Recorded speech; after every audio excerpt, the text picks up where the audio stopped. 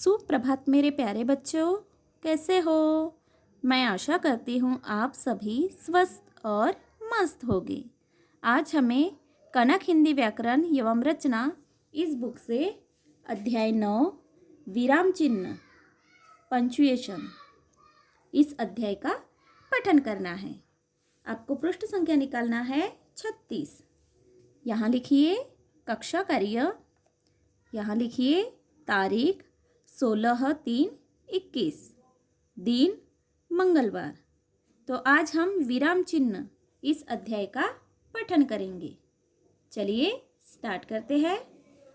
उमेश, बैठो मत जाओ। गीता, बैठो मत जाओ। यहाँ पहले वाक्य में बैठने के लिए मना किया है, जाने को कहा है।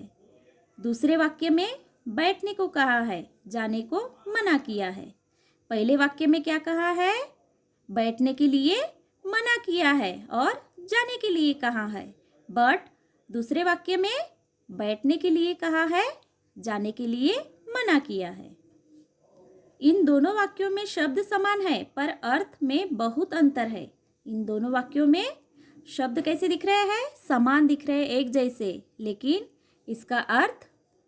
इसके अर्थ में बहुत अंतर है। कैसे? बैठो मत जाओ, बैठो मत जाओ। बोलते समय अलग अलग जगह रुकने से दोनों वाक्यों के अर्थ बदल गए हैं। जिस चिन्ह के लगने से अर्थ में यह अंतर आया है उसे हम विराम चिन्ह कहते हैं। बोलते, पढ़ते या लिखते समय वाक्य के अर्थ को समझने में विराम चिन्ह हमारी मदद करते हैं। किस समय हमारी विराम चिन्ह मदद करते हैं?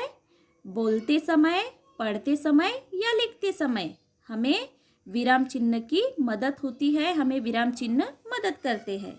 विराम चिन्ह का अर्थ वाक्य में थोड़ा बहुत रुकने के संकेत। विराम चिन्ह का अर्थ कौन सा होता है? वाक्य पढ़ते टाइम थोड़ा बहुत रुकने का संकेत। कुछ मुख्य विराम चिन्ह इस प्रकार है। पूर्ण विराम, यह है पूर्ण विराम, वाक्य के पूरा होने पर लगता है। जैसे रमा मेरी सहेली है, यहाँ पूर्ण विराम लगा हुआ है।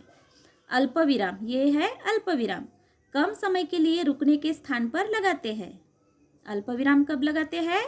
कम समय के लिए रुकने के स्थान पर लगाते हैं। जंगल में शेर, चीता और भालू रहते हैं। इस तरीके से अभी आपको पृष्ठ संख्या निकालना है 37। प्रश्नसूचक, यहाँ है प्रश्नसूचक चिन्ह, प्रश्न पूछने पर लगाते हैं। तुम कहाँ जा रहे हो? यह है प्रश्नसूचक चिन्ह। विस्मय बोधक चिन्ह, इसे कहते हैं विस्मय बोधक चिन्ह। खुशी, आश्चर्य, दुख आदि भाव प्रकट करने के लिए लगाते हैं। विस्मय बोधक चिन्ह कब लगाते हैं?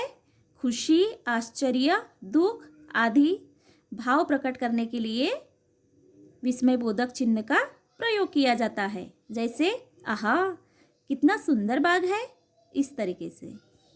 हमने सीखा, वाक्य के बीच या अंत में रुकने के लिए लगाए चिन्हों को विराम चिन्ह कहते हैं। विराम चिन्ह किसे कहते हैं?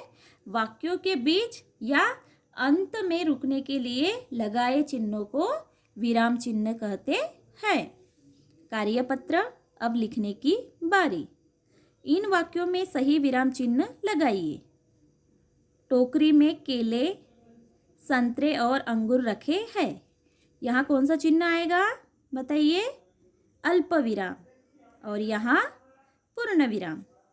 ख, शाबाश, तुमने बहुत सुंदर चित्र बनाया है। यहाँ आपको विस्मय बोधक चिन्ह लगाना है और यहाँ पूर्ण विराम।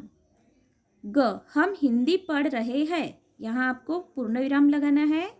घ, कविता कौन पढ़ेगा? आपको यहाँ प्रश्न सूचक चिन्ह लगाना है। अंग, वह पढ़ता है किंतु लिखता नहीं, आपको यहाँ पूर्ण विराम चिन्ह लगाना है। प्रश्न दूसरा है, चित्र देखकर वाक्य पूरे कीजिए और सही विराम चिन्ह लगाइए। यहाँ आपको चित्र में देखना है और वाक्यों को पूरा करना है। मदन ने कहा, माली काका तुम्हारे हाथ में क्या है? आपको यहाँ लिखना है हाथ और यहाँ पूर्ण विराम चिन्ह लगाना है। माली ने कहा, बेटा मेरे हाथ में फूल है। आपको दिखाई दे रहे हैं माली के हाथ में फूल? यहाँ आपको लिखना है फूल और यहाँ पे पूर्ण विराम लगाना है। मदन ने कहा, वाह कितनी अच्छी खुशबू आ रही है इन फूलों से। यहाँ रही लिखना है और यहाँ पूर्ण विराम लगाना है। माली ने कहा, हाँ ये गुलाब, गेंदा और चमेली के फूल है। यहाँ पे आपको फूल लिखना है, यहाँ पे आपको अल्प विराम लगाना है और यहाँ पे विस्मय बोधक चिन्ह लगाना है। मदन ने कहा, मुझे फूल पसंद है। यहाँ पे आपको पूर्ण विराम लगाना है। अभी आपको पृष्ठ संख्या निकालना है 38। गतिविधि। प्रश्न पहला है, दिए गए विराम चिन्हों से एक एक वाक्य लिखिए। आपको यहाँ विराम चिन्ह दिए गए हैं। इन विराम चिन्हों को यहाँ पे आपको प्रयोग करना है, इनका वाक्य बनाकर। पहला है, रौनक कहानी पढ़ रही है। आपको इस तरीके से लिखना है और यहाँ पूर्ण विराम लगाना है। ये है पूर्ण विराम चिन्ह। आपको यहाँ रौनक कहानी पढ़ रही है। प्रश्नसूचक चिन्ह, तुम्हें क्या हुआ मित्र? और यहाँ पे आपको प्रश्नसूचक चिन्ह लगाना है इस तरीके से। अल्प विराम, अपने मोहल्ले, अपने शहर और देश को स्वच्छ रखें। यहाँ पे आपको अल्प विराम लगाना है।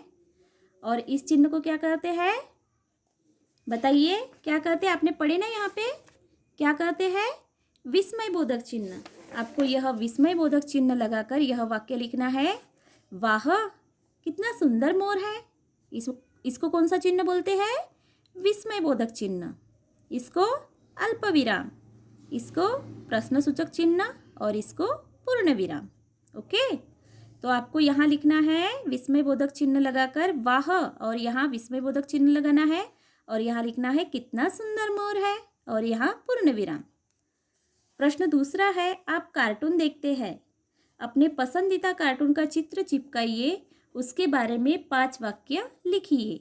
यह है आपका गृह कार्य। आपको क्या करना है? आप कार्टून देखते हो तो आपको अपने पसंदीदा कार्टून का यहाँ चित्र चिपकाना है और उसके बारे में 5 लाइन आपको यहाँ लिखना है। यह है आपका गृह कार्य। ओके, आज इतना ही। बाय।